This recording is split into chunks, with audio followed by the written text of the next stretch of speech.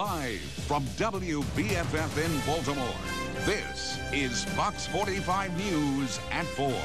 Well, it is the latest trend for expectant mothers, 3D and 4D ultrasounds, but now the FDA is warning against them. The agency is telling women to stay away from these elective ultrasounds, saying that ultrasound scans should be done only when there is a medical need based on a prescription and performed by appropriately trained operators. While there's no evidence that ultrasound, which uses high-frequency sound waves to look inside the womb, causes any harm to the fetus, it does have a small effect on the baby's body. It can heat tissue slightly, and the keepsake ultrasounds often take longer, meaning more exposure. We are joined now by Dr. Natalie Blagowidow, Medical Director of the Harvey Institute for Human Genetics at GBMC. Thanks so much for coming in. Glad to be here. So we know that these medically necessary ultrasounds serve a very useful purpose, right? The issue is the elective ones that people are doing to have as a keepsake. Right, and that's where the concern is ultrasound done by places that don't really have certification safe for people to have done. That's what's interesting to me in this warning. It points out that they may not be done by specially trained operators.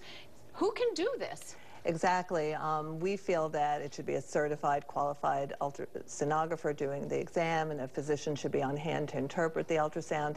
Some of these keepsake places have people who have absolutely no qualification. They just watch somebody else and see how they do it, and they do the ultrasound. So that's somebody who shouldn't be doing ultrasound. How is that equipment regulated? Who can obtain an ultrasound machine? Apparently, Tom Cruise can obtain an ultrasound machine. So unfortunately, people can purchase them and put them into these facilities, but the regulation, just the point that you made, is correct.